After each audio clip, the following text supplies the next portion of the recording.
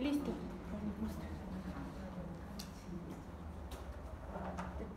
¿Está grabando? Sí. Muy bien, buenas noches. Bueno, vamos a ver nuestra segunda clase. Y quiero recomendarles también para las clases subsiguientes este libro. ¿Se alcanzan a verlo? No. Cuando el otro es malo, que dice Jacques Alain Miller, está en Paidós. Y fundamentalmente el capítulo 2, la gravedad sin ley del otro malvado, de Miquel Bassols. ¿Sí? Si gustan, bueno, pues se puedo hacer llegar por vía PDF. ¿Sí? ¿Perdón? Nos alegraste la noche. Bueno, está bien. ¿Pero el autor quién es? ¿Cuando el otro es malo? Jacques Alain Miller. Es el yerno de Lacan. Es el editor. Y son varios autores. Y el autor que quiero que veamos, que revisemos, es Miquel Bassols. Bueno, ¿me puedes, por favor? ¿Dejo la lista así o la pago? ¿Cómo? ¿Se la pueden ver así bien? Sí, se ve. Sí, Sí, se ve bien. para que puedan no nos des. Para que no puedan escribir, ¿no? Muy bien, bueno, esta es la bibliografía básica que revisaremos el día de hoy.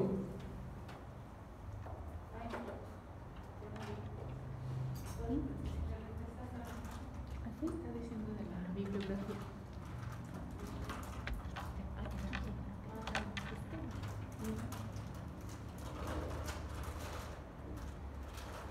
El de Luis Seguí, ¿lo encontraron? Sí, ¿Sí? pero sí, el otro sí nos encontraron. El otro es un poco más complicado, ¿verdad? Dice que está agotado. Sí, pero el primero sí lo consigue. Primero lo conseguí. ¿El de psicoanálisis? ¿Lo compré en el sótano? El de Juan Pablo. No, el de... No. Ah, no, sí es cierto. No, ese no es. ¿Ese no es el de Tontón? Sí, ese es el de Flor. Este no lo conseguí. Muy bien, entonces puedes proporcionar una copia al grupo o que se acerquen a ti. Sí. ¿No? Si quieren tener. ¿No lo traes en PDF? Pues de hecho lo pasaron. Ya lo subí. Ah, perfecto, muy bien. Entonces únicamente hace falta el otro, ¿no? Bueno, muy bien. Entonces puedes cambiarle, por favor. Los objetivos, bueno, son los objetivos de la clase, el concepto de la responsabilidad. Mentira, por favor. Ay, perdón. Sí, gracias. Vamos en general a estudiar los conceptos de responsabilidad desde el psicoanálisis, que es un poco también lo que hicimos en la clase anterior, ¿lo recuerdan? ¿Sí? Las relaciones entre psicoanálisis y el derecho y sus aplicaciones en criminología y entender el sujeto como sujeto del inconsciente y su relación con el acto criminal. Sobre todo, bueno, vamos a enfocarnos fundamentalmente en el capítulo 2, que es el derecho o la impotencia para regular el goce. Sí. ¿Perdón? Digo que todos tenemos esa impotencia. ¿Todas tienen impotencia para regular el goce? ¿En serio? Otros no.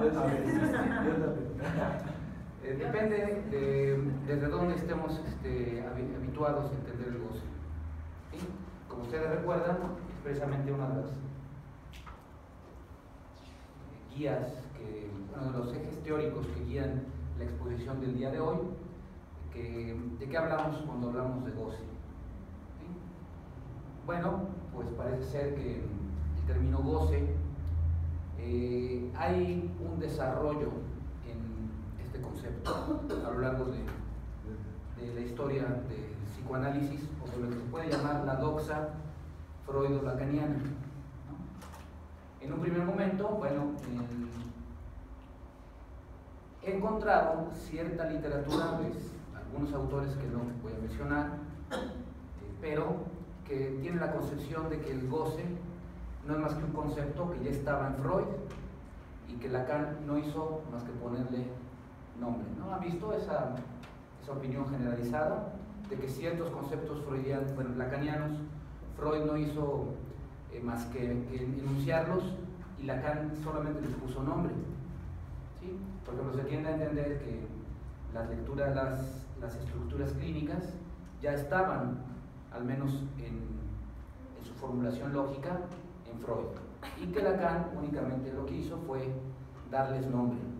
¿Sí? ¿Han oído eso? Bueno, ¿qué opinan de esa versión? ¿Están de acuerdo con eso? Yo creo que nadie descubre el hilo negro, ¿no? Ajá. Sin embargo, habría como que identificar bien cuando dice Freud que, cómo lo interpreta cualquier otro autor y cómo lo deconstruye, ¿no? Pero así como haber descubierto el hilo negro, pues no. Haber descubierto el hilo negro es decir que no hay originalidad en la formulación de Lacan. Que a fin de cuentas los paradigmas se construyen con muchos enigmas, ¿no? Y vas como retomando de otros paradigmas, explicaciones, pero que cuando ya el enigma crece, tiene que crecer el paradigma y entonces retomas de algo, pero vas construyendo con otros elementos de otros autores o propuestas de ti mismo. Pero cuando uno propone algo, realmente lo saco de Javier Ángeles o es de no sé cuántos autores. Ok.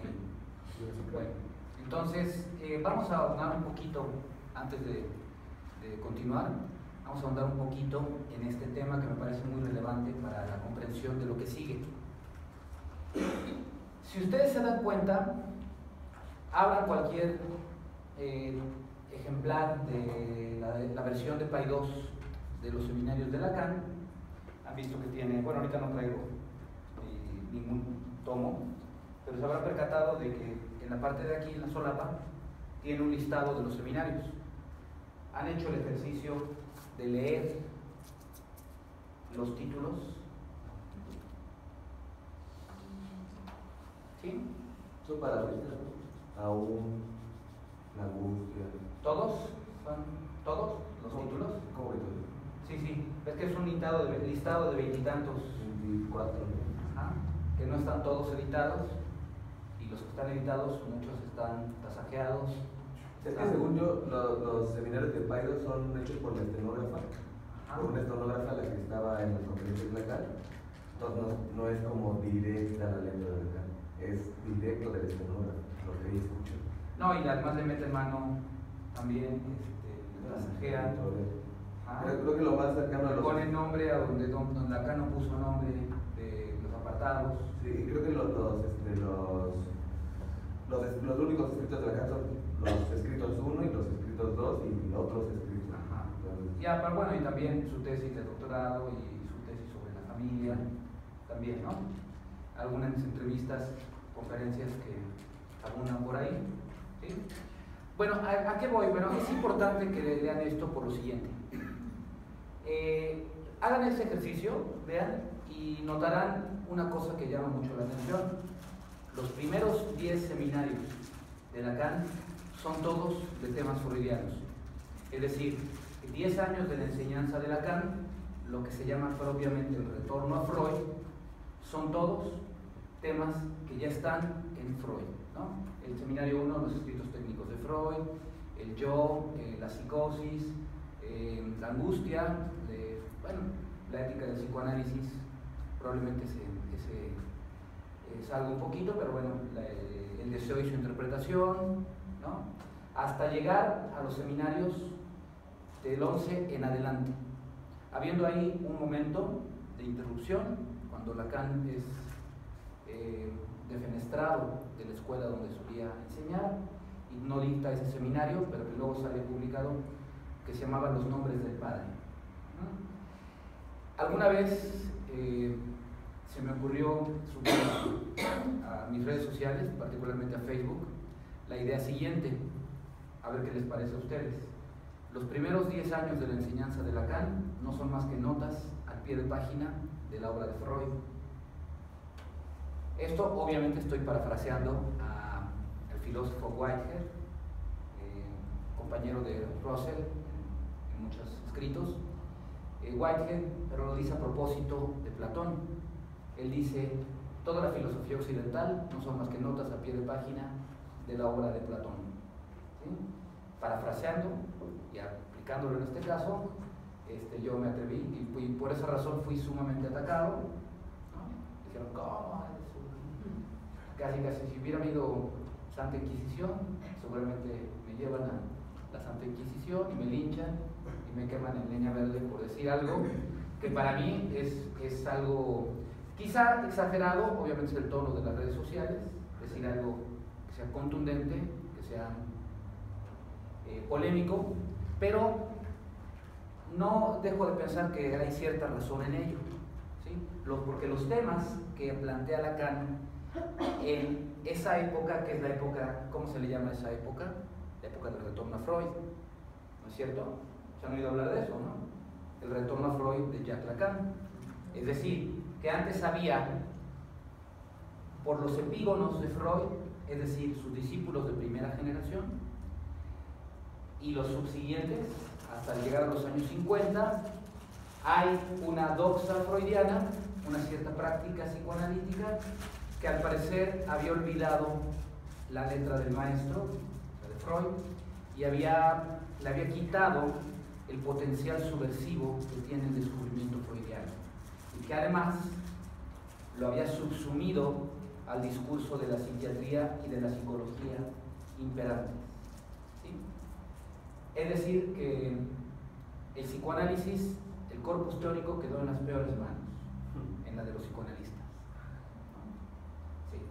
No hay que dejar el psicoanálisis en manos de los psicoanalistas porque lo que hace Lacan, si ustedes se dan cuenta en su seminario, es invitar a no psicoanalistas, invita filósofos, lingüistas, matemáticos, ¿no? Esos son el auditorio de Lacan y no propiamente psicoanalistas, o no exclusivamente, más que propiamente, no exclusivamente psicoanalistas. Bien. Efectivamente hay un retorno a Freud y hay unos comentarios a la obra freudiana, pero es una lectura original, ¿sí? Lacan fue un gran lector de Freud en una época en que se olvidaba leer a Freud, ¿sí? Eso pasa siempre, se olvida leer al maestro, y sobre todo había sido, voy a usar una palabra quizá un poco fuerte y equívoca, pero me parece que tiene cierta verdad. Había sido contaminado el psicoanálisis por ciertos discursos, como el discurso freudo-marxista de la escuela de Frankfurt, por ejemplo, ¿no? De hecho, en México hay un libro, ¿lo conocen? Historia del psicoanálisis en México. ¿Nunca lo han oído? ¿De quién es? No, son varios autores, pero la historia del psicoanálisis, déjame acordarme el editor. Estoy seguro, casi seguro que empieza con ese, pero lo he reprimido en este momento.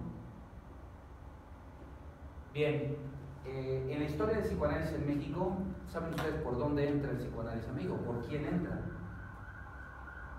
Freud. Efectivamente, Freud, lo que conocemos de psicoanálisis entra por una lectura derivada del freudo-marxismo. Una lectura que no tiene, además nos chutamos, los que estamos en las ciencias sociales y las humanidades, cosas como El hombre unidimensional de Herbert Marcuse, ¿lo conocen? Y otro texto que se llama Eros y civilización. Eros y civilización, ¿lo ubican? ¿De quién es el de Marcuse? Así es el autor, Marcuse. Perdón, El hombre unidimensional. Y aquí en el título le pusieron Eros y civilización. Cuando tú lees el título original, ves que no tiene nada que ver.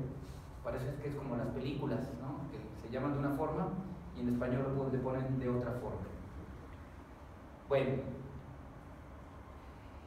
entonces el goce, ese concepto lacaniano, lo que deseo sostener es que hay una originalidad en la concepción del goce en Lacan y puede considerarse un una nueva forma de concebir la teoría y la clínica, distinta a la de Freud, aunque en cierto momento sí se parte de la concepción freudiana sobre el malestar y el síntoma psíquico. Cuando Freud denuncia en 1923, en Más allá del principio del placer, que ese texto marca un giro en la enseñanza freudiana, porque es el retorno a la concepción biologicista del psicoanálisis. Es decir, parecería, o sea, si ustedes leen los escritos de metapsicología desde la interpretación de los sueños hasta 1920-21, verán ustedes que hay una cierta concepción del psicoanálisis en Freud que se va alejando de lo biológico hasta que llega a 1923 y parece dar un giro al biologicismo.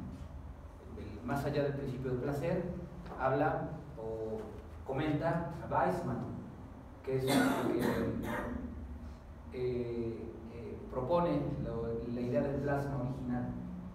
¿Han oído hablar de esa idea? ¿No? ¿Nunca? ¿Del plasma original? Es una idea muy interesante. Es la idea de que aunque los individuos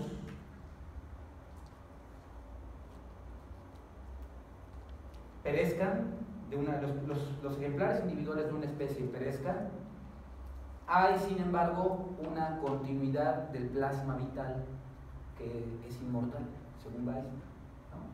Es decir, que nosotros morimos o moriremos algún día, pero nuestra descendencia se mantiene, nuestra descendencia que es parte, de hecho, por eso se tienen hijos, yo creo. Yo tengo la hipótesis de que se tienen hijos porque es la única evidencia física real de que algo nuestro va a sobrevivir tras nuestra muerte. Porque ¿quién se va a aventar eso de cuidar a un niño? Y luego niños pequeños, problemas pequeños, niños grandes, problemas grandes. Gastos y gastos y gastos, ¿no?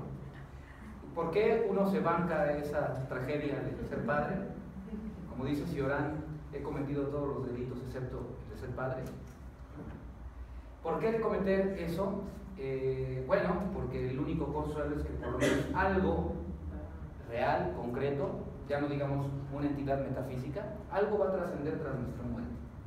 Y parece ser que nada quiere más el hombre que la trascendencia, ¿no? Entonces, bueno, esta idea, si la ampliamos, veremos que no solamente los seres humanos, sino en las especies biológicas, somos descendientes de un germen vital que ocurrió hace 3.600 años, parte de una célula. Oparin lo llama el caldo original o la sopa original, no recuerdo ahorita cómo lo traducen. ¿Se acuerdan? En sus clases de prepa, ¿no? El origen de la vida. El origen de la vida. Sí, que sí, no, de Oparin. Que Oparin era ruso, si no mal recuerdo, ¿verdad? ¿Sí? ¿Lo recuerdan? ¿No? En la prepa, es una cazadores de microbios. Oparin. Darwin no, que Darwin es mucho más denso y pesado. Intente leer El origen de las especies y verán que es tedioso. Bueno, no voy a blasfemar en contra del maestro Darwin, pero está grabando, ¿verdad? Pero no, es propio del método científico naturalista de la época, ¿no? Esa forma de hacer investigación y descripción.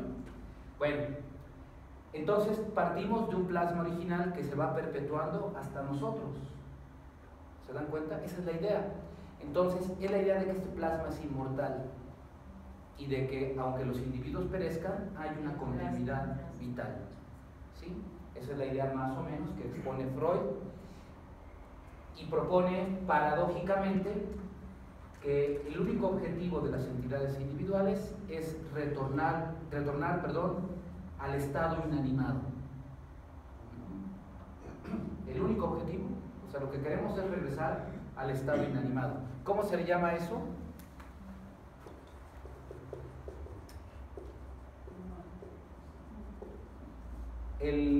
el giro biologicista de Freud en 1923 es la pulsión de muerte. Recuerden que antes había una teoría pulsional que distinguía las pulsiones yoicas, las pulsiones sexuales, en fin, hay toda una concepción de la pulsión.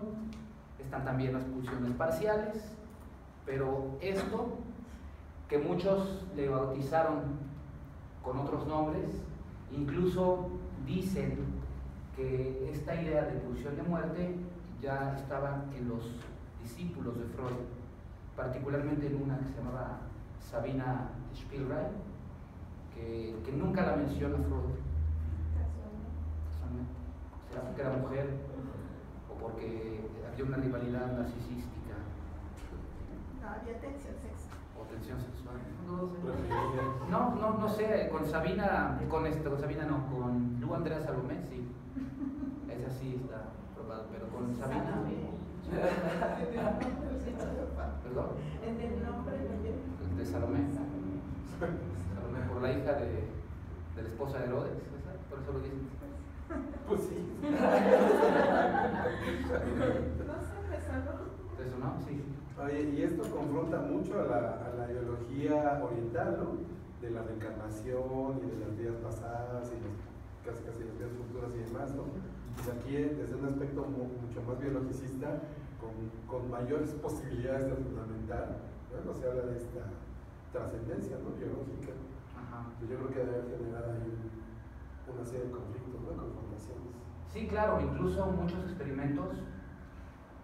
Perdonen, ahorita lo menciono porque ahorita lo sacas a colación, pero para la próxima vez que lo veamos les traigo el dato exacto, porque no me gusta ser tan inexacto, ¿no? Bueno, habrá algunas cosas que se me vayan, pero hubo un experimento que se realizó, me parece que en los años 30 o 40 del siglo pasado, en que se le extirpó un tumor canceroso a una mujer y ese tejido se mantuvo vivo y se le alimentó y se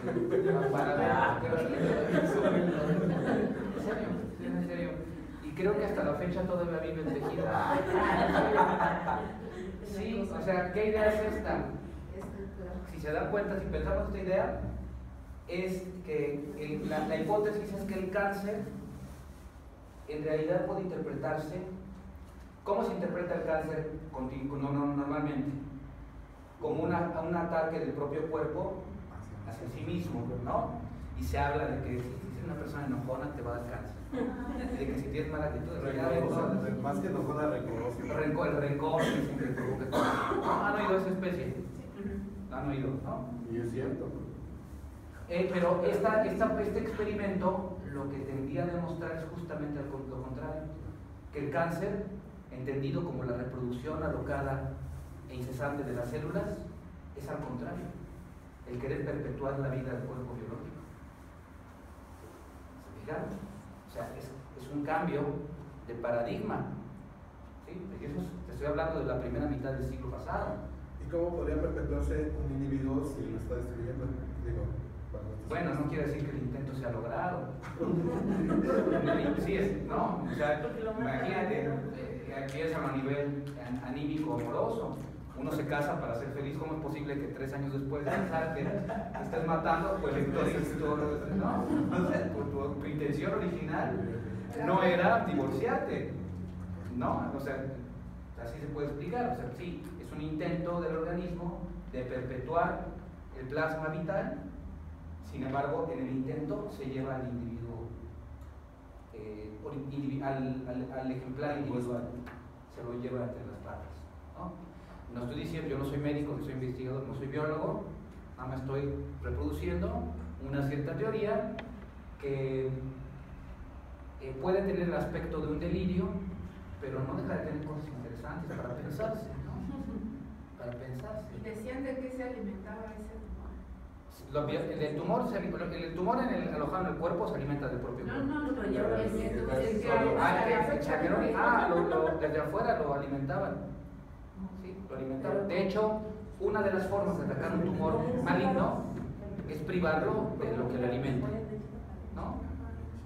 Privarlo de lo que le alimenta, entonces le quitan las vías de alimentación y se muere el tumor. nada más que con la salvedad de que también el organismo que lo aloja sale afectado, ¿no es cierto? Esa es la cura para un tumor, o sea, la cirugía que lo extirpa y atacar lo que lo alimenta. Y no hay garantía de que no vuelvan a hacer. Y no hay garantía exactamente. Bueno, de hecho, todos estamos expuestos todos los días al cáncer. Todos. O sea, todos los días hay células cancerosas que producimos, no porque existimos nada más. Además de los radicales. Solo que el sistema inmunológico las desecha. Pero por alguna razón, de pronto se forma una tumoración, se alocan las células y empiezan a reproducirse irrefrenadamente, ¿sí? Pero bueno, hasta donde yo sé, no hay una hipótesis concluyente que dé cuenta de por qué. Algunos dicen que son virus que cambian el material genético y que descomponen a las células y se empiezan a reproducir alocadamente. Y claro, es evidente que también hay sustancias cancerígenas, ¿no? Si tienes predisposición al cáncer, bueno, pues fumar no es buena idea, tomar en exceso no es buena idea, ¿no? Vivir en Chernobyl tampoco es buena idea, tampoco, ¿sí? En Hiroshima después del ataque nuclear, pues menos, ¿no es cierto? Sí, obviamente ahí no puedes decir que todos los de Hiroshima tenían una cierta predisposición, no, ahí fue directamente derivado de la exposición a la radiación, como en Chernobyl, ¿verdad? Pero me parece interesante considerar estas teorías médicas. En la primera mitad del siglo XX se hicieron experimentos muy interesantes, médicos, que derivaron en verdaderas tragedias humanitarias. Los nazis fueron... ¿Le puedes adelantar unas cuantas, por favor? Un poquito más, por favor. Por ejemplo, ahí, por favor. Por ejemplo, en estudios sobre los criminales, del cual César el Lombroso era pionero de establecer la caracterología física de los criminales, ¿no? O sea, es parte del legado del siglo XX, esa búsqueda por encontrar, porque la ciencia te encontrará respuesta o diera respuesta a grandes enigmas, ¿no es cierto? Y validado desde la ciencia, ¿no? Sí, por supuesto. Los estudios científicos. Ajá, desde el discurso científico, ¿no? La pregunta, Alma, ¿de qué se alimentaba? Lo alimentan artificialmente, ese tumor. Les voy a traer el dato para la próxima clase, para que vean, o si quieren adelantarse y buscarlo, pero tengo la impresión de que todavía está vivo ese tejido. Cuando ya la señora a la que se lo quitaron, que era una negra además, murió hace ya muchas décadas. Bueno, actualmente hay reproducción, por ejemplo, de nariz, de orejas, ¿no? La parte Eso de es lo que células, dicen. y las van modelando y todo, y va quedando no sé si llamarle prótesis o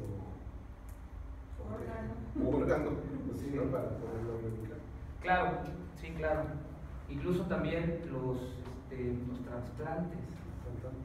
También a ese respecto pueden leer, muy interesante, el filósofo francés Jean-Luc Nancy, que él mismo es uno de los filósofos más importantes de la actualidad y vive con un corazón trasplantado. Habla del concepto de prótesis y de cómo afecta la subjetividad, a la construcción de la subjetividad, esta posibilidad de la técnica, ¿no es cierto? ¿Hasta dónde vamos a llegar? Imagínense, llegar a trasplante de cerebro. Pues ya hay trasplante de memoria, ¿no? Bueno, se está trabajando en eso. De hasta dónde. Vi un programa de Discovery donde dicen, por ejemplo, hoy ya pueden trasplantar un brazo. Entonces, si a un sujeto pierde un brazo, se lo ponen, pierde el otro brazo, se lo ponen, una pierna a otra, ¿no? Órganos internos. Pero en qué momento, y ya hicieron los primeros 2 trasplantes de cara, ¿no? De elementos así como tan complejos como eso. Pero ahorita se está trabajando mucho en cómo poder trasplantar la memoria, y eso se convertiría ya en un trasplante, o sea, literalmente sería un trasplante de cuerpo, ¿no? Conservando la esencia del sujeto, que se supone tendría que ser el cerebro. Ajá. Con toda la carga endémica que pueda llegar a tener. Digo, no tengo pruebas fehacientes de que lo hayan hecho, pero no lo creo raro, ¿no? No lo creo. Hay una película que se llama La Isla, Sí, sí. donde hay... Pero es de clonación, ¿no? Sí, son clonaciones, ajá. Pero con la idea de poder, bueno, la isla es una unidad ahí en el desierto, no sé dónde, en México, y entonces todos los individuos que tienen capital compran sus propios clones, ¿no? Entonces les generan clones. Entonces si a alguno le falla algún órgano, se lo quitan al clon y se lo ponen como refacciones. Después ahora sí me sorprende. Yo les recomiendo, si les interesa el tema y les interesa el cine y lo quieren ver ilustrado en una película, pueden ver una película que se llama Ciudades Oscuras. No sé si la conocen. Ahorita les digo quién es el director. ¿De dónde la aplicó? Es gringa.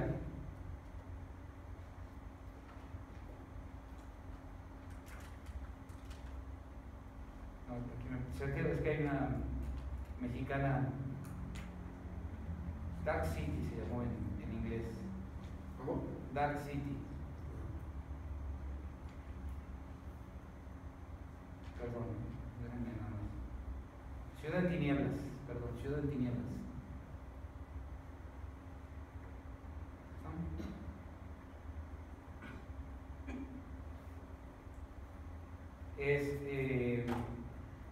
Aparecen Jennifer Connelly, Kiefer Sutherland también, William Hurt, Richard O'Brien. Es de 1998 la película. Y justamente lo más curioso es que Kiefer Sutherland interpreta a su personaje, se llama Daniel Paul Schreiber, que es un psiquiatra. Bueno, véanla, que hay una metáfora sobre lo que constituye la individualidad y la subjetividad humana, ¿no? Específicamente lo toma como sustancias bioquímicas. Al final de cuentas, nuestra memoria es lo que nos da identidad y nuestros recuerdos están en el cerebro. Tenemos ese paradigma. No son más que combinaciones bioquímicas que podríamos extraer y trasplantar a otro cerebro, ¿no? Entonces pueden verla, está en YouTube o en Netflix. ¿Le puedes regresar, por favor? Así. Después, más, no. Ya estoy ahí. Bueno, aquí, por favor. Comenzamos con esta cita. Quizás los jueces, los abogados, los profesores de derecho saben más que nadie que no hay justicia. El derecho no es la justicia.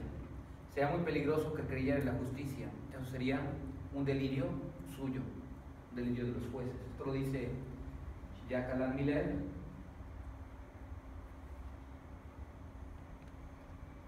Bueno, y partimos de la idea de que el comportamiento de los sujetos que llamamos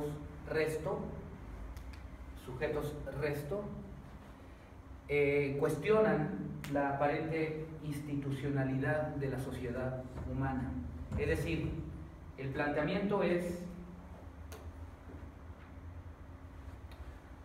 el criminal, el loco, y podemos añadir el suicida, cuestionan la racionalidad, o más bien la verdad de una racionalidad que funciona excluyendo, apartando, segregando a ciertos seres que les resultan molestos, que les resultan imposibles de soportar, ¿sí?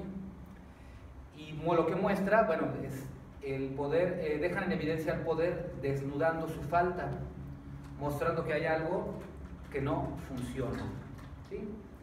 Esta idea es, si ustedes la analizan un poquito, muy freudiana, porque para Freud la sociedad funciona en el malestar, ¿no es cierto?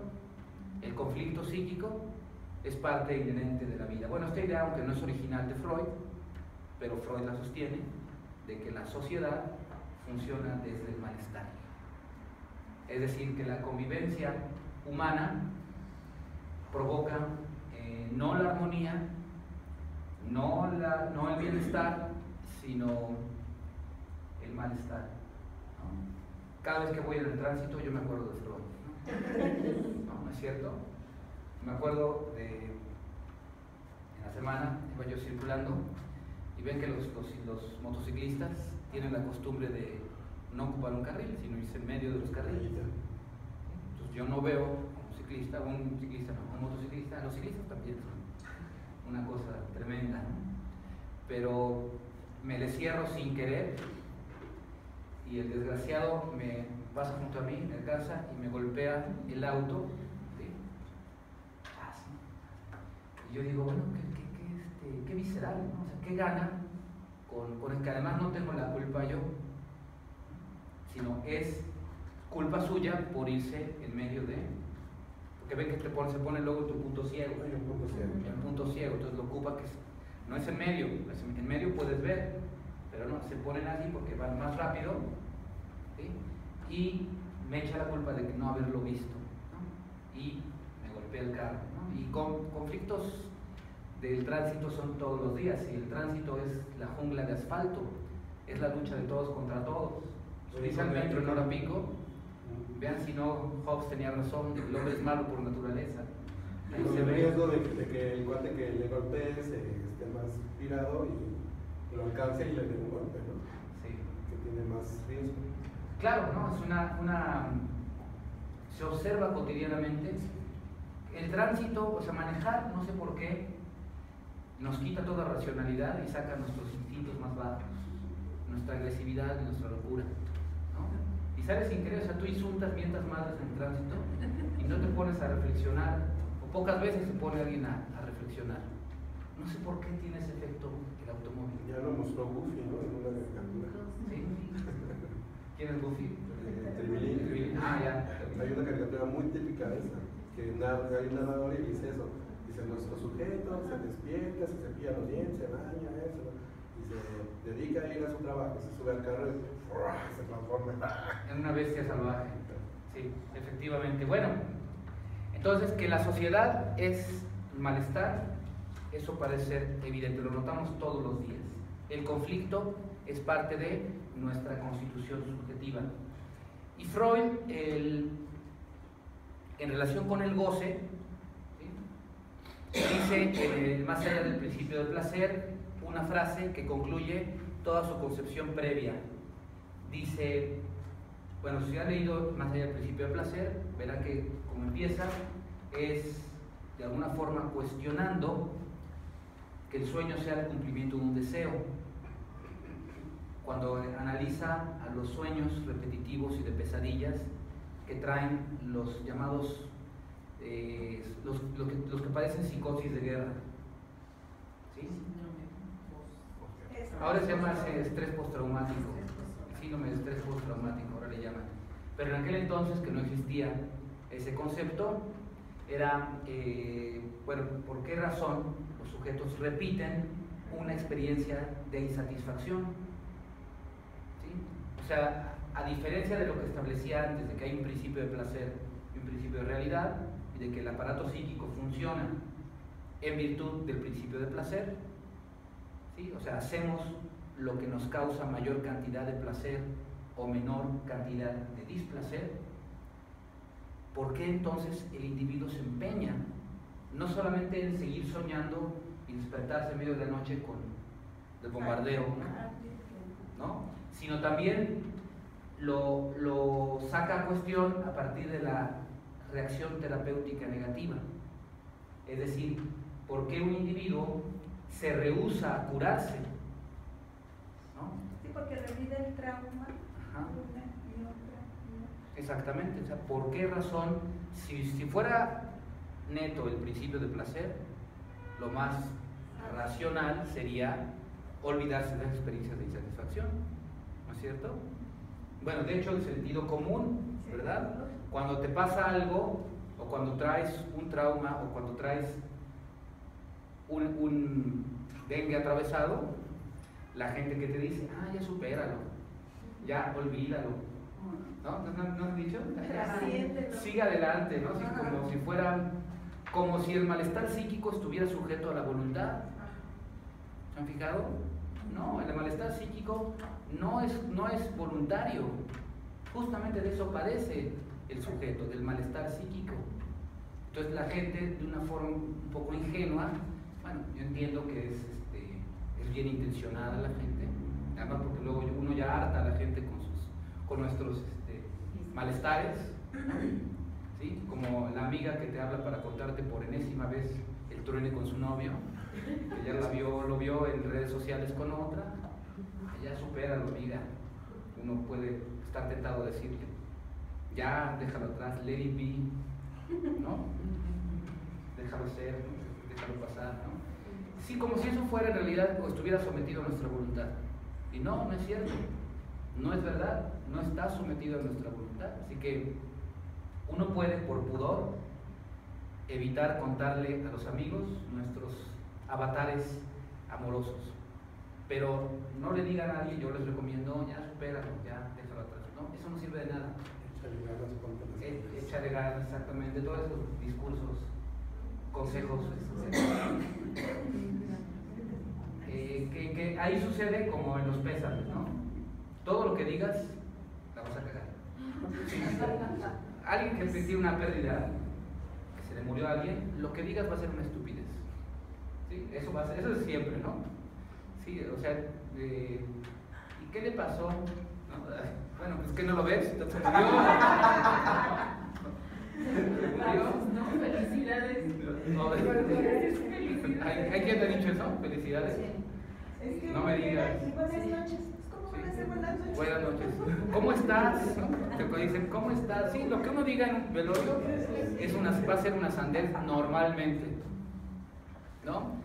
Y sobre todo no digan qué le pasó, pues está tendido ahí en el ataúd esperando la cremación y uno pregunta qué le pasó. Bueno, digo, yo sé que eso es algo que nos trasciende, que nos supera, va más allá de nuestra comprensión y por eso, como siempre en esas condiciones, pues no actúa la razón, sino actúa nuestra parte irracional y decimos cualquier sandez, ¿no? Entonces mejor no decir nada y abrazar a la persona que tiene un duelo y ya. De todas formas, ni se va a acordar porque está en el duelo. Entonces, da igual que le digamos. ¿Se acuerda cuando le dicen muchas felicidades? Bueno, es que sí, ya es un dislate un poco. O no sé, realmente a lo mejor sí fue bueno para la persona, claro, ¿no? A lo No, pero mejor. sí llega, sí se da mucho de que la gente, por no saber qué decir, muchas felicidades. Ay, perdón. Ajá. Estoy en mis 5 minutos de estupidez cotidiana.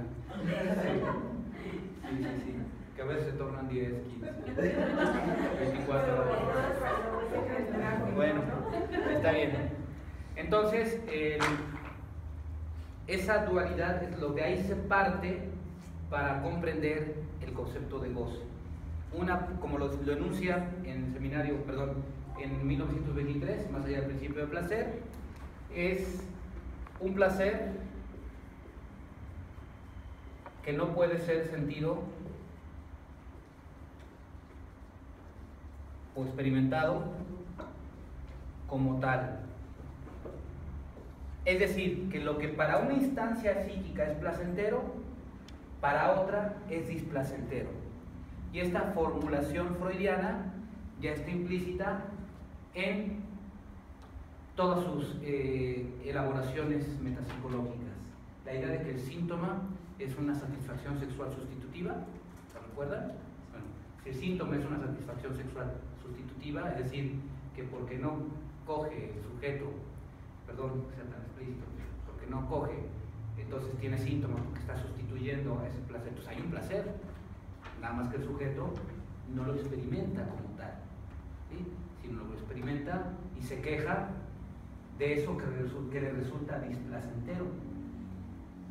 De hecho, muchas direcciones de la cura, todavía en la actualidad, están permeadas por la sospecha de que el sujeto goza de lo que se queja. Sí, muchas. muchos colegas, analistas, así dirigen, o sea, está la cura de sus pacientes está dirigida a desmontar, desanudar esa contradicción aparente que existe entre, y lo vemos cotidianamente, ¿no? Una mujer que está casada con un marido golpeador y no lo deja porque pone miles de pretextos. Bueno, pues el planteamiento original o ortodoxo es que obtiene una ganancia. Freud le llamó una ganancia secundaria. ¿Y podría ser lo mismo en una adicción? ¿En una adicción? ¿Cómo lo piensas? En el sentido de que, bueno, los pacientes que yo he visto son personas adictas, intentan este proceso de recuperación, no lo logran, recaen y entran en un enojo contra sí mismos. Y eso de repente les ayuda como a mantenerse, pero vuelven a caer en esta parte de la adicción, se vuelven a enojar consigo mismos, se van a otro, y así se la pasa. Ok. Entonces tu planteamiento fue Que en esta parte de ganancia secundaria mantienen la adicción. ok, el problema es que en sí misma y originalmente una sustancia es placentera, ¿no es cierto? Sí, si nos metemos sustancias porque nos causan placer, un placer inmediato, ¿sí? Que se torna en displacer con los excesos. Y consecuencias. Ajá, sí, pero acabo de comprarme el día de ayer Trainspotting, el libro de Irving Welsh, que fue, ¿ya han visto la película? Bueno, es una saga de Irving Welsh, de muchos, bueno, es la historia de estos 5 muchachos que ya llega hasta la actualidad, ya no están tan muchachos, ya son 50ones, pero en esa Trainspotting dice acerca de la heroína: imagina tu mejor orgasmo, multiplícalo por 1000 y aún así estarás lejos de lo que es la heroína, ¿no? Así dice el Trainspotting, ¿no? Sí, nada más que el problema con la heroína y otras drogas duras, bueno, no solamente la heroína, también el alcohol, el tabaco, es que el organismo crea tolerancia, ¿no? Entonces ya no necesitas, si antes tenías con un chute de un arponazo, para volver a tener la misma experiencia de satisfacción, ya no te basta con una, sino ya son 2. Todos lo hemos experimentado, ¿no? La primera vez que yo tomé una cerveza, me sentía yo feliz, eufórico. Ya después una cerveza, ¿cierto? O el cigarrillo, por ejemplo, cuando fumaba, pues me gustaba el primer cigarro de la mañana y en ayunas, porque me ponía el cerebro, así sentía el efecto del placer, ¿no? Ya lo dejé afortunadamente, pero es placentero, entonces, ¿sí?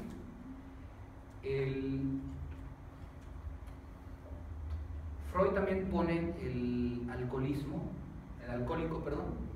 como que mantiene una relación sexual con la botella, que le pone como la relación perfecta. La relación entre el alcohólico y su botella, porque siempre le es fiel, ¿no? La tiene a la mano, bueno, cuando hay dinero, ¿verdad? Perdón. No le reclama nada, ¿no? Sí, porque tener pareja es una bronca, ¿no? Es una bronca, ¿no? Porque tienes que convivir. En la botella no te dice nada. Aprendamos a convivir. Y no te reclama porque les es infiel. La cerveza nunca me ha reclamado porque tomé whisky. No, te lo juro. No es cierto. Ya hablando un poco más en serio, fíjense que hay una canción de un judío gringo que se llama Neil Diamond, no sé si lo conozcas, Sí. que se llama Crackling Rose. Y Crackling Rose es una bebida, o sea, le está dedicando una canción a una bebida, ¿sí? Por eso dice la canción, si la escuchan la letra y le entienden al inglés, dice: You are a store-bought woman. Tú eres una mujer comprada en una tienda. Crackling Rose, you're a store-bought woman. You make me feel like a Bueno, escúchenla, ¿no? Y sí, narra la historia de una congregación india en Norteamérica en donde no había mujeres, entonces se consolaban bebiendo. O sea, su Crackling Rose es un licor, no estoy seguro, pero creo que está hecho a base de whisky. ¿Sí? Bien. Ok. ¿Ya tan rápido? Tantito, ¿no? Está bien, está bien. Bueno, hacemos una pausa.